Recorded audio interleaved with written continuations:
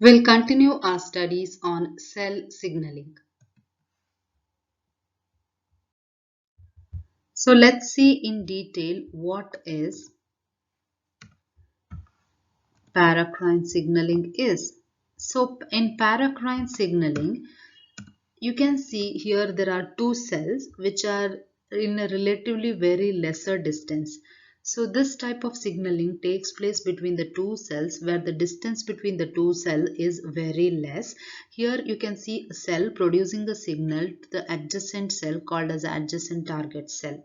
So the distance is very less as you can see here, and the example for this is a nerve cell, nerve muscle cell and cytokinesis. Here you can see one more thing, like one more pictorial representation of two nerve cells. The neurotransmitter, that is nerve cell, produces a signal called a synapse. This synapse goes and binds to another nerve cell where it is attached to the neurotransmitter receptor site, and as soon as they bind to the receptor they cause a chemical change inside the cell, often like opening up of channels and changing the electric potential across the membrane. So this is about the paracrine signaling, and one more example for this is a neurotransmitters, and this is a pictorial representation of this neurotransmitters. Let's see in detail what is endocrine signaling is. When a cell needs to transmit a signal to a long distance cells, like consider there are two cells, one cell is in one part of the body and another cell which it wants to send the signal is away from it. So what does it do? A specialized kind of cell releases the chemicals or releases the signal, and these signals are released into the bloodstream. Thus that bloodstream carries the signal to the target cell, and this target cell to different parts of the body.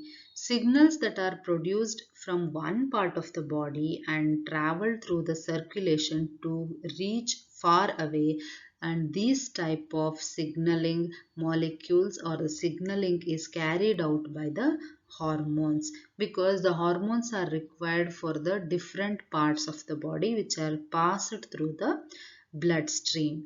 So example for this is a peptide and steroid hormone. Let's see in detail what is juxtacrine signaling is.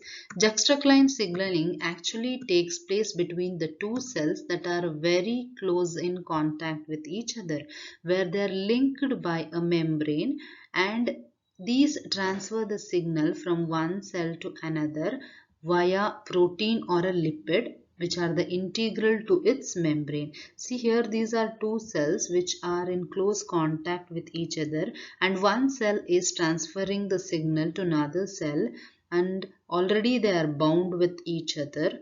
And example for this is a growth hormone. The main thing is this type of signaling takes place only when the two cells are in close contact, that is attached with each other.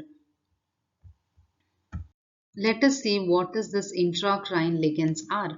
Intracrine ligands are those that is produced by the target cell itself, which is produced inside the cell. See here is a beautiful image of a target cell which is having a intracrine ligands, means the chemical which are being produced by itself, and these have a receptor for them in the nucleus region. So this is very helpful in regulating the intracellular events, that is any functions or any intracellular events, the process whichever takes place inside the cell, that is being helped by these intracrine ligands. An example for this is a steroid hormone, fibroblast growth factor and parathyroid hormone related protein.